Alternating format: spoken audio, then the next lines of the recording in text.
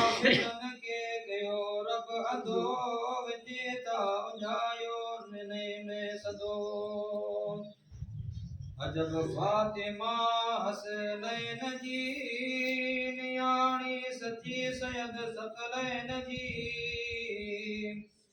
वडो शौक दिल में शहीदन जो सदा सा इश्क अमैन जो सहाबन जी ॾाढी मोहब्बत मिठी ॾिनी जन सुबेरन जी सोबत सुठी अजब पीर पीरा मीरा मोहियदी आए गौसे आजम ज़ाहिर मजज़बी बुधो मोमिनो ई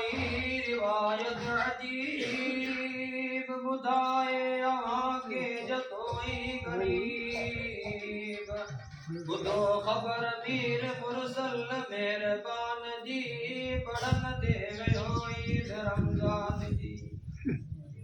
मिले वाट में थे वैसे नंढा बारड़ा गजा पाण में थे करे प्यारड़ा मगर बार हिकड़ो वेठो धार हो रुनो थे दुखन में तरो धार हो इसी मुस्तफा मीर ते के चयो तो के ईद जे ॾींहुं अॼु छा थियो चयाई मुंहिंजो पीर पूरे जवान मुको जंग में हो नबी ज़मान खुदा जे हुकुम सां कुफारन पलीत कयो शेर इस्लाम जे के शहीद कयो मां मुंहिंजी वञी वियो सियो करियां ॻाल्हि सूरन सदो मूं कयो आए वियो उहो शख़्स तरको गलो कॾे घर मामू खे छॾियाई चलो नको पेय मूं के नकाए मां नकाए चाचो नको भेण भाई नको आए खाधो नको आए घर नको आए कपड़ो नको आसमर जॾे मिटन वारा ॾिसां ॿार थो करे जमायत छॾे विया महल आया छोरड़ो ॿार किरियो कागल उते चोरड़े जी चुरन जी छपर जॾहिं कनन सां सुरन जी ख़बर अची वियो मोहम्मद मिठो मंझ में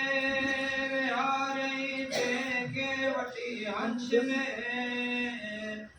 चयाई आया मोहम्मद करीम थिया पे तुंहिंजो वणे जे यतीम ये फातिमा भेण आयशा अलीशा चाचो हसनैन का चयाई मिले जे या नेमता थिया की नाराज़ी मिठा हमदा जॾहिं मुस्तफा हिन सुखन के ॿुधो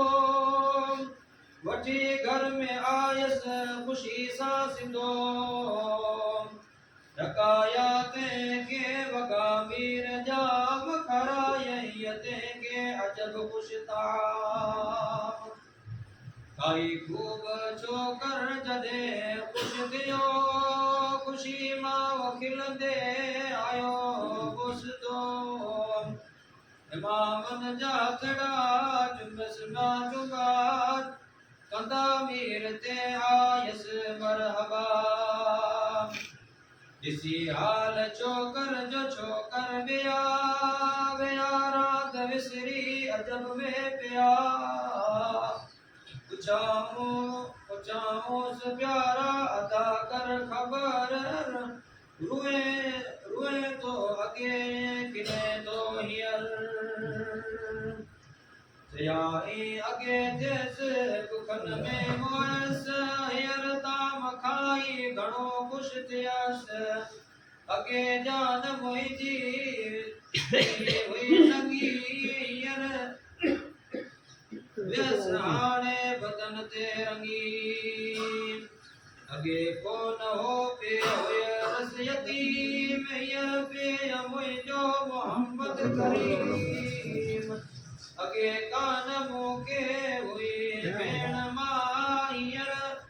मां भेण फातिमा मायशा या जदे एड़ा मुझा मिठ मिठा जे खिलन मोके अञा कीअं